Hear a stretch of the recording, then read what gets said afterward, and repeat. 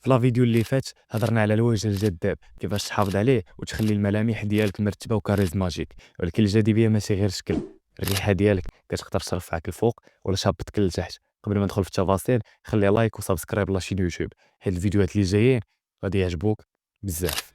ودابا جاوبني، واش عمرك شفتي شي واحد كان لابس مزيان وجهه زوين ولكن غير قربتي ليه الريحه خسرات كلشي؟ اليوم غادي نعطيك الوصفه الكامله باش تخلي ريحتك زوينه النهار كامل، جسديا وخارجيا. اول حاجه الدوش اليومي، الدوش هو الاساس حتى لما كتجيش كتعرق بزاف. الجسم ديالنا كيكون بكتيريا وعرق، ومع الوقت كيولي عندهم ريحه. استعمل صابون بريحه زوينه وخلي الماء يكون دافي باش يفتح المسام وينقي الجلد مزيان. تاني حاجة الشعر والراس، حتى الفروة د الراس كتجمع العرق والزيوت وكتعطي ريحة ماشي زوينة إلا ما تهليتيش فيه. غسل شعرك بالماء وشامبوان مرة في السيمانة. ثالث حاجة اللباس النقي كيعطي واحد الفرق كبير. ما تعاودش تلبس شي حاجة لبستيها وعرقتي فيها حتى لو ما بانش هذاك العرق. تيشيرت كلاسون وحتى تقاشر بدلهم كل نهار وغسلهم بصابون كيخلي ريحتهم زوينة وخليهم ينشفوا مزيان قبل ما تلبسهم. رابع حاجة الفم والنفس، النفس النقي كيعطيك ثقة. غسل سنانك بشتى د السنان في الصباح والعشية وشرب الماء بزاف باش فمك يبقى رطب.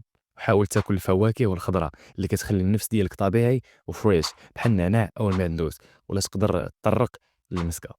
خامس حاجه العرق، حافظ على جسمك جاف ونظيف ملي ترجع من الخدمه او الرياضه. غسل البلايص اللي كتعرق بزاف بحال تحت الابطين بالماء والصابون ونشفهم مزيان. وحتى الملابس الداخليه بدلها مباشره ملي تحس براسك عرقتي. سادس حاجه الاحذيه والرجلين، الرجلين حتى هما خصهم اهتمام. غسلهم مزيان بالماء والصابون ونشفهم قبل ما تلبس التقاشر. وحاول تخلي الحذاء ديالك يتعرض للهواء وما تلبسش نفس الصباط يومين ورا بعضياتهم.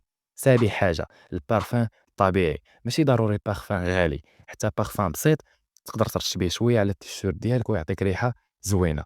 ثامن حاجه البلاصه اللي كتنعس فيها، السرير والوساده كيحتفظوا بالعرق والريحه ديال الجسم. غسل الوساده ديالك مره في الاسبوع على الاقل، وديما فتح الشراجم باش الغرفه تبقى مهويه. وهاكشي العيبات ملح بيهم. شرب الماء بزاف راه كيخلي الجسم ديالك من الداخل نقي وكيقلل الروائح.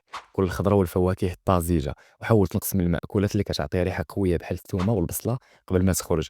مارس الرياضه حيت كتخلي الجسم ديالك يتجدد ويخلي الدوره الدمويه نشيطه. وفي الاخير الريحه الزوينه هي احترام منك لراسك قبل ما يكون للناس، وخلي صورتك وراحتك تبقى في بالهم ديما. تهلاو.